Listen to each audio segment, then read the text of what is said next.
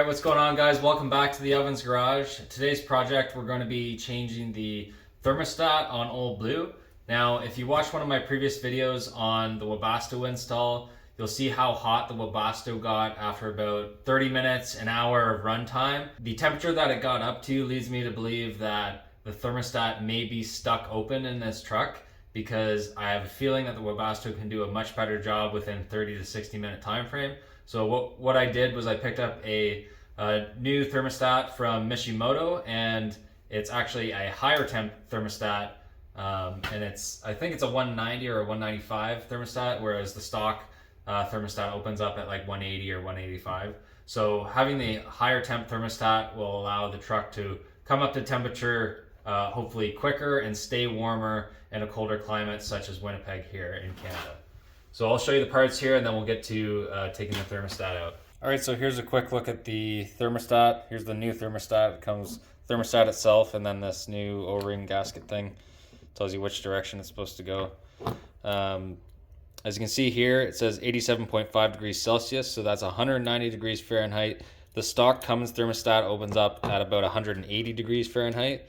So Mishimoto makes a high temp. They also make a lower temp one if you wanted to, have your thermostat open sooner rather than later, if you're like in a racing application, let's say.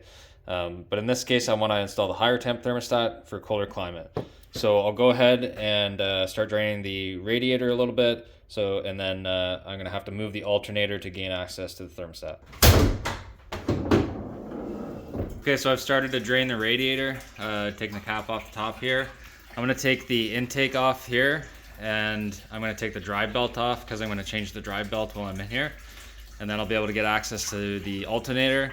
I'm gonna have to pull the alternator away from the thermostat housing, which is just right there. I'm here when you need my voice. I'm here when you need my voice. I'm here when you need my voice. I'm here when you need my voice. Sweet, sweet, sweet.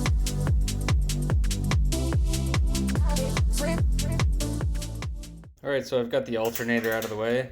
I also removed the upper rad hose on that side. And now we've got access to, there's 3 10mm bolts, 2 on the top, 1 on the bottom, you can barely see there. And I'll take those out, and that'll expose the thermostat underneath there.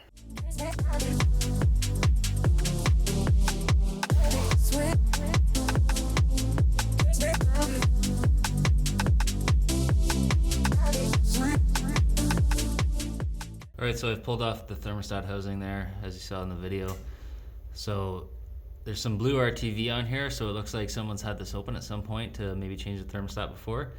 So I'm gonna go ahead and clean up this mating surface before I put the new thermostat in, but I'll take you to the thermostat housing on the workbench here and show you what that looks like. Okay, here's just a quick look at the thermostat housing with the engine lift bracket on there.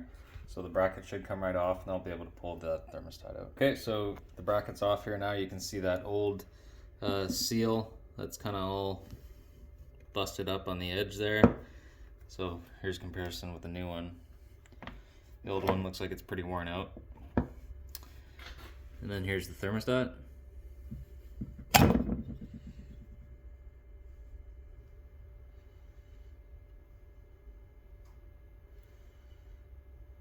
Alright, so a couple things. This is the old thermostat.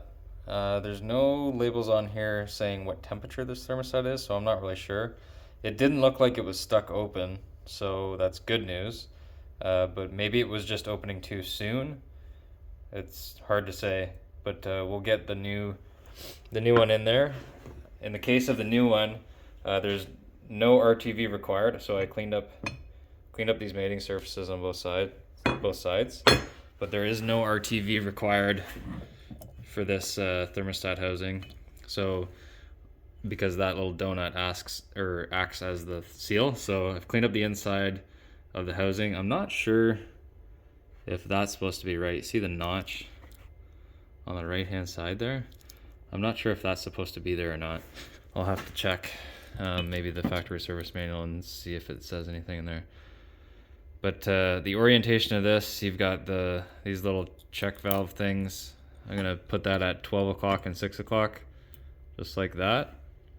And then the donut, it says this end to thermostat.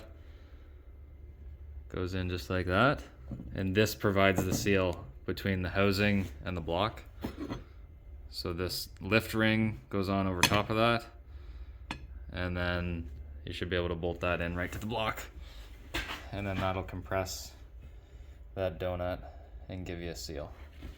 So I'm gonna clean up the surface on the mating surface on the block, and then I'll be able to reinstall it.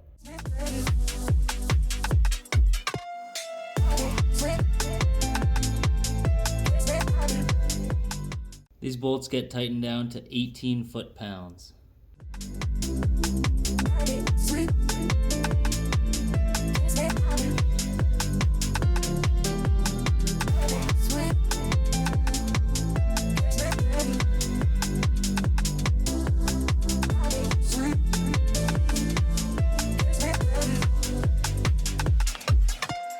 I'm here when you need my voice.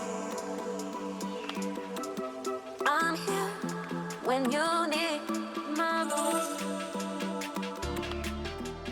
I'm here. Okay, at this point, everything's back together. Now I can start up the truck and bleed the coolant system here a little bit and get all the air bubbles out. Once I've bled the system, I'll fire up the Webasto and let it run for 30 minutes, and we'll see how hot the Webasto gets the coolant this time. Okay, so I just ran the Webasto for about 30-40 minutes. It still feels like the coolant is seeping through a little bit.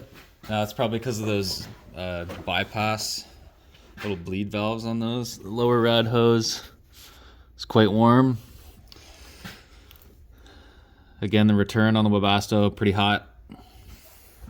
I'm just gonna take the temp gun. We'll get a couple of readings. So that's right on the side of the block down by the oil pan. You got 33 degrees Celsius. That's pretty good. Let's see if I can hit this return line and see what it's at. 38 degrees. Let's go to the input on the Webasto. 41 degrees. The output line, 48 degrees. See if we can hit this side of the block. 56 degrees. Just above the oil filter. 54 degrees. This is all in Celsius, by the way. At the thermostat. 39 degrees. Top of the rad. 12 degrees. So 31 degrees upper rad hose. See if I can hit that back line. So this is just, I don't know, top of the cylinder head at the back. 36 degrees. So as you can see, the Webasto is doing a pretty good job. I think maybe just where I have the coolant sensor installed and teed into, it might not really be showing that it's doing a good job on here. And it's a little more accurate when I take the temp thermometer, the laser temp gun, and take a reading. Because here there's a bit of buffering too, keep that in mind. So I would more than gladly start my engine when I'm getting, you know, temperatures of 50 degrees Celsius, 40 degrees Celsius. So 40 degrees Celsius side of the block. I'm more than happy to start my engine at that temperature versus, you know, 20 below. I'm gonna take a quick reading of the oil pan. And just the bottom of the oil pan. This is right at the bottom. 14 degrees. It's not terrible. Let's go a little bit higher on the oil pan. 17 degrees. See if I can get right up on the 17 degrees. 14 degrees. 14 degrees. So as you can see, it does a pretty good job of warming up the block entirely. And Yeah, so I'm pretty happy with that. I'm not going to change the routing of anything anymore. Okay, so that concludes the installation of the thermostat replacement on Old Blue. So like I said before, now that I have the laser temp gun and I took some readings around the block, I'm pretty happy with the way everything's routed and for the Webasto, and I'm not going to change anything else at this point. It does a really good job, and that was 30 to 40 minutes of the Webasto runtime, and the Webasto even shut down because it was up to operating temperature or right at the peak operating temperature, and it started to kind of just cycle on and off. So it reached its operating temperature, so we know it's working just fine, and it does a really good job of heating up the block. So anyways, stay tuned for the next video. I'm going to be working on a couple other things on Old Blue. I'm going to be rebuilding the front drive shaft at some point, so that's a double cardan front drive shaft. That'll be a fun rebuild. And I'm also going to be looking into rebuilding the limited slip rear end in these trucks. They're called the power locks. The clutch packs over time will wear out, so we're going to do some testing on the rear end and see if we can, figure out what sort of condition it's in before we do the rebuild as well as after the rebuild. Anyways, thanks for tuning in, guys. Stay tuned for the next one. Cheers.